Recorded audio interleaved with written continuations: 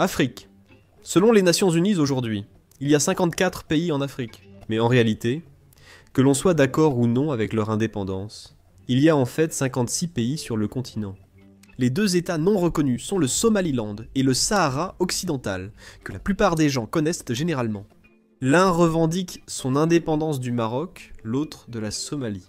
Mais au cœur de l'Afrique, plus au sud, il existe une autre tentative de création d'un pays dont la plupart des gens n'ont jamais entendu parler. Un territoire qui revendique son indépendance sur la base de revendications historiques et de différences. Le pays d'Ambazonie. Bon, soyons clairs, l'appeler un pays est un peu exagéré, mais ils veulent vraiment en devenir un. Voyons pourquoi ils ont échoué jusqu'à présent. La République fédérale d'Ambazonie, aussi appelée Sud-Cameroun, est un État sécessionniste non reconnu en Afrique de l'Ouest, qui revendique la région nord-ouest du Cameroun, bien qu'elle n'en contrôle presque aucun territoire.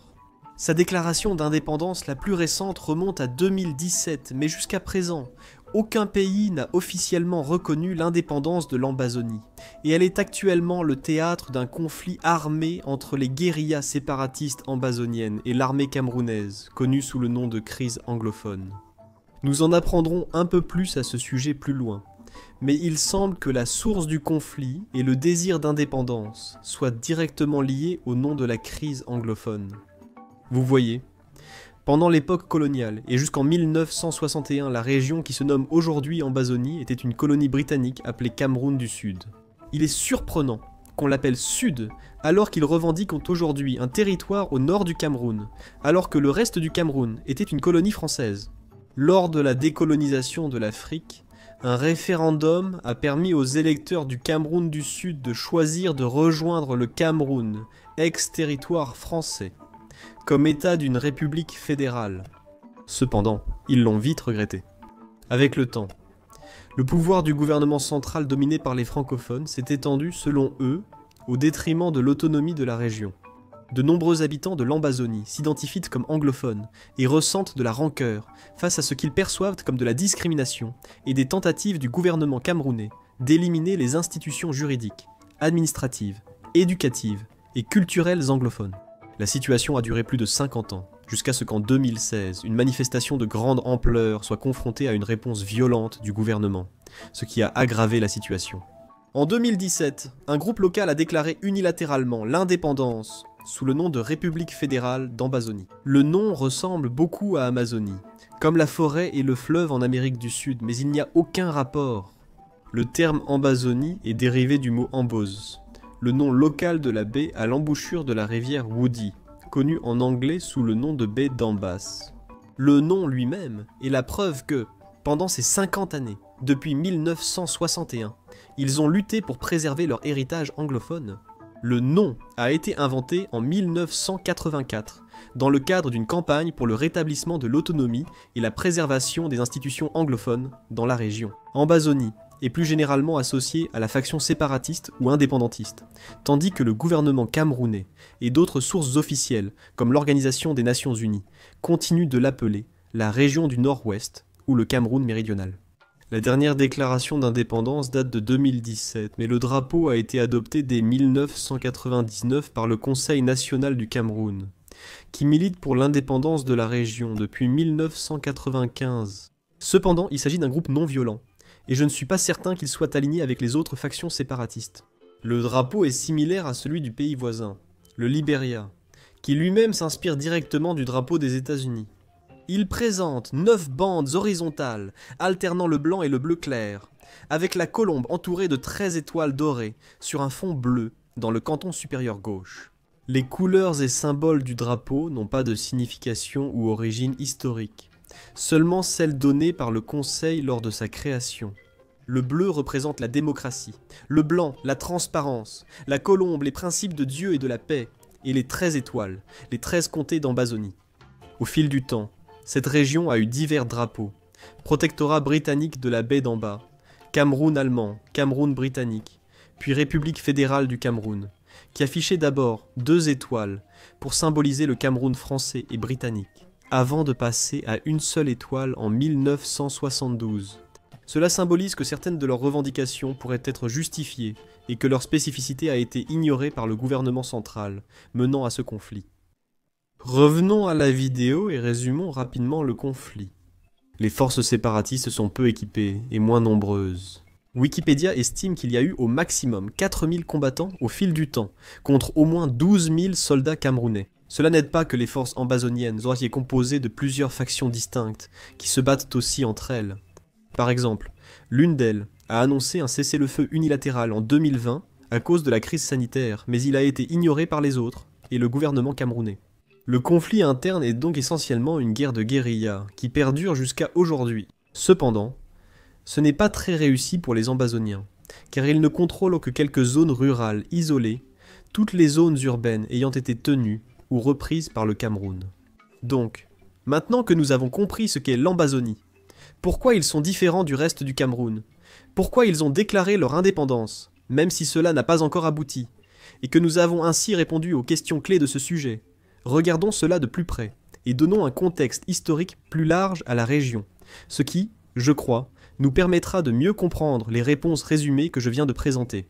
La baie d'Ambas, dont le nom du pays autoproclamé est dérivé, a commencé à être visitée par différentes nations européennes au début de la période coloniale.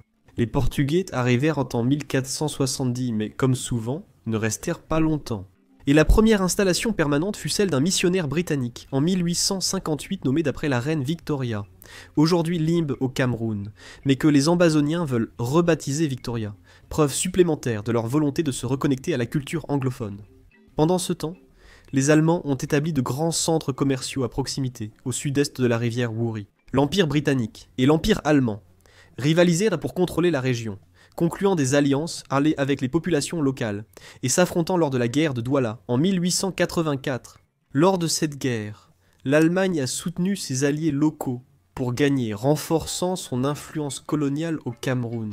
En 1887, les Britanniques ont abandonné leurs revendications sur la région, et il a fallu un certain temps. Mais en 1914, le territoire de l'Ambazonie était entièrement sous contrôle allemand, en tant que partie du Cameroun allemand. Après la Première Guerre mondiale, l'Allemagne a perdu ses colonies, et le Cameroun a été partagé entre Français et Britanniques, qui l'avaient conquis durant le conflit. Les Français ont occupé la majeure partie du territoire, tandis que les Britanniques ont eu l'actuelle Ambazonie, nord ou sud du Cameroun, alors administrée avec le Nigeria britannique, obtenant une autonomie relative. En 1961, sous la pression de l'Organisation des Nations Unies pour accélérer la décolonisation, une résolution a demandé à la Grande-Bretagne d'organiser un référendum offrant deux options, rejoindre le Nigeria ou le Cameroun. Deux rapports d'économistes anglais ont conclu que le sud du Cameroun ne pourrait pas financer son développement et sa croissance en tant qu'État indépendant. Le contexte ne favorisait donc pas vraiment l'option d'indépendance pour la population. Bien que de nombreux Ambazoniens aient ressenti de la rancœur face à l'absence de cette option. La déception envers l'administration nigériane a nourri l'espoir d'une fédération plus égalitaire avec le Cameroun, qui a remporté le vote. Ils ont donc rejoint le territoire auparavant français, avec une concession essentielle, l'exigence que les lois s'appliquant aux deux États ne puissent être adoptées qu'à la suite d'un vote des représentants des deux régions. Une fédération des deux Camerouns a été créée, et le drapeau avec deux étoiles, chacune représentant un État, a été adopté. Juste après cela, un premier conflit interne a eu lieu entre le gouvernement en place, soutenu par les Français, et les révolutionnaires marxistes. La guerre a permis au gouvernement d'interdire l'opposition et d'établir un État à parti unique. Ils ont voulu limiter l'autonomie locale, jugeant qu'elle était trop chère et responsable de la pauvreté nationale. Un référendum sur une nouvelle constitution a eu lieu, remplaçant la fédération par un État unitaire, changeant le nom de République fédérale du Cameroun en République unie du Cameroun, et modifiant également le drapeau, pour n'avoir qu'une seule étoile. Elle a remporté avec 99,99% des voix, ce qui est pour le moins suspect. Les Ambazoniens estiment que le référendum était invalide, et que, même valide, la Constitution aurait dû être approuvée par les représentants des deux États, selon l'exigence initiale, ce qui n'a pas été fait. Le mécontentement envers le gouvernement central a augmenté, et les Ambazoniens ont eu du mal à accepter une direction entièrement francophone. La baisse de leur autonomie et le sous-développement ont entraîné des revendications d'indépendance dès 1985. En 1990, les partis d'opposition ont été à nouveau légalisés. John Nkufoncha, principal anglophone du gouvernement camerounais, a quitté le parti au pouvoir et exprimé par écrit son mécontentement envers l'attitude du gouvernement central envers les régions anglophones. Les Camerounais du Sud, les Ambazoniens, que j'ai amenés dans l'Union, ont été ridiculisés et qualifiés de traîtres et d'ennemis. Et les dispositions constitutionnelles qui protégeaient cette minorité locale ont été supprimées, leur voix étouffée, tandis que la loi des armes a remplacé le dialogue. Après cela, de plus en plus de membres de la population anglophone ont commencé à réclamer le rétablissement d'un système fédéral qui leur rendrait leur autonomie. Cependant, le gouvernement central a totalement refusé cela.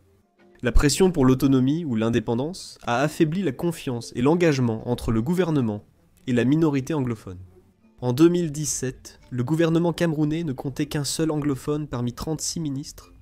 En novembre 2016, d'importantes manifestations et grèves menées par des avocats, étudiants et enseignants anglophones ont dénoncé la marginalisation de l'anglais et des institutions anglophones, face à une réponse agressive du gouvernement central.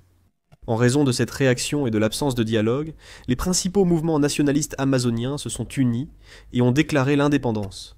C'était en 2017. Les Camerounais ont refusé et ont intensifié leur répression contre ces mouvements. Et un nouveau conflit interne a commencé entre les séparatistes anglophones et le régime francophone du Cameroun. L'Ambazonie n'existe pas réellement aujourd'hui. Le territoire existe, sa population principalement anglophone reste sans doute mécontente du gouvernement central, du manque d'autonomie et de la suppression de leur culture et institutions locales. Cependant, l'organisation ou le manque d'organisation des dirigeants séparatistes ambazoniens, ainsi que leur manque de ressources et leur infériorité militaire par rapport à l'armée camerounaise, ont conduit, jusqu'à présent, à un échec dans l'établissement de ce nouvel État. La plupart des centres urbains d'Ambazonie sont contrôlés par le Cameroun, et seules les zones rurales reculées sont effectivement contrôlées par les rebelles. Même si le désir des habitants est de retrouver l'autonomie, et même l'indépendance, il semble qu'au moins pour l'instant, l'Ambazonie restera un pays méconnu en Afrique, car en réalité, elle n'a pas encore réussi à conquérir son indépendance, que ce soit diplomatiquement ou militairement, et à devenir un pays de facto à part entière. Voilà donc le pays africain dont personne ne connaît l'existence, où il se trouve, comment il s'appelle, pourquoi il souhaite être indépendant, et pourquoi cette indépendance peut ou non avoir du sens, ainsi que les raisons pour lesquelles ils n'ont pas réussi à l'obtenir jusqu'à présent. Qu'en pensez-vous ? L'Ambazonie devrait-elle être indépendante ? Y a-t-il d'autres cas similaires en Afrique ou ailleurs ? Faites-le moi savoir dans les commentaires, ainsi que toute correction ou information supplémentaire que vous pourriez avoir à ce sujet. Merci beaucoup d'avoir regardé cette vidéo, abonnez-vous si vous le souhaitez, et je vous retrouve la prochaine fois pour plus de culture générale.